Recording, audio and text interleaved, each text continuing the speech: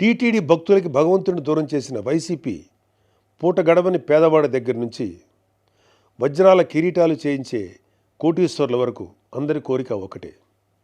ఆ కలియుగ దైవమైన వెంకటేశ్వర స్వామివారి దర్శనం ఏడాదికి ఒకసారైనా చేసుకోవాలని. ఒక సామాన్య భక్తుడు నెల నెలా డబ్బులు కూడబెట్టుకుని మరి ఆయన చూడడానికి కొండ మీదకి వెళ్తాడు. అలాంటి కొండ మీద అకామిడేషన్ ఛార్జీలు మీరు ఒక్కసారిగా ఎలా పెంచుతారు? నందకం, పాంచజన్యం, కౌస్తుభం, ఒకలామాత గెస్ట్ హౌసుల్లో 500కి దొరికే రూమ్ని 1000కి ఎలా పెంచారు? నారాయణగిరి గెస్ట్ హౌస్లో 1700 రూపాయలు చేశారు. ఇది సామాన్యుణ్ణి భగవంతుడికి దూరం చేసే ప్రయత్నం కదా? నువ్వు ఎవరిని, అదే ఏం మాఫియాని సంతోషపెట్టడానికి ఇది చేసావో అర్థం కానంత అమాయకులు అనుకుంటున్నావా ప్రజలు? దర్శనాలు సేవలు అయితే ఇంకా దారుణం.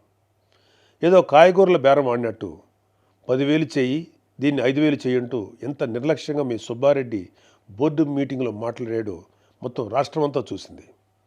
అంత చులకన మీకు హిందువులంటే. ఇకపోతే తిరుమల మీద నువ్వు చేసిన దోపిడీ అంతా ఇంతా కాదు. ఒకే ఒక ఉదాహరణ చెప్పాలంటే టీటీడీ కామన్ గుడ్ ఫండ్కి ఇచ్చే కాంట్రిబ్యూషన్ 2.5 కోట్లు ఉండేది. దీన్ని సెప్టెంబర్ 2021లో 50 కోట్లకు ఒకసారిగా పెంచేశావు. అసలు ఇక్కడే కాదు, ఎక్కడ కొండ కనపడినా గుండు కొట్టేయాలనుకోవడమేగా మన అలవాటు. Declaration form. ప్రతి రిలీజియస్ ఇన్స్టిట్యూట్కి ఒక సాంప్రదాయం ఉంటుంది. దాన్ని గౌరవించడం మన ధర్మం. యుధా రాజా తదా ప్రజ అంటారు.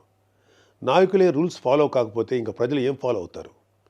అయినా బాధ్యత గురించి వైసీపీకి చెప్పడం చెవిటోడి చెవిలో శంఖం ఊదినట్టే.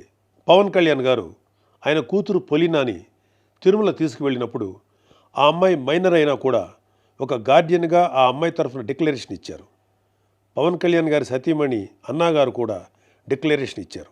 ఇంత ఎందుకు, ఈ దేశ రాష్ట్రపతి అబ్దుల్ కలాం గారు కూడా తిరుమలలో డిక్లరేషన్ ఫామ్ పైన సంతకం చేసి అక్కడి నుంచి సాంప్రదాయాన్ని గౌరవించారు. నువ్వు కలాం గారి కన్నా గొప్పోడివా? డిక్లరేషన్ ఇవ్వకుండా వెళ్ళటమే కాక మీ మంత్రి వచ్చి ఆడి అమ్మ మొగుడు కట్టాడా తిరుపతి గుడి అని అంటాడా?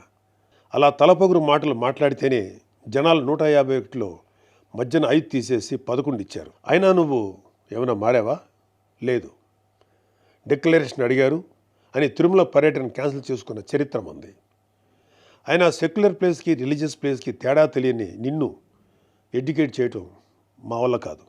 ఇక ఫైనల్గా మన కల్తీ నెయ్యి వ్యవహారం గురించి చెప్పాలి. పాపం ఈరోజు డోసు ఎక్కువైనట్లుంది. రేపు మాట్లాడుకుందాం. Stay tune.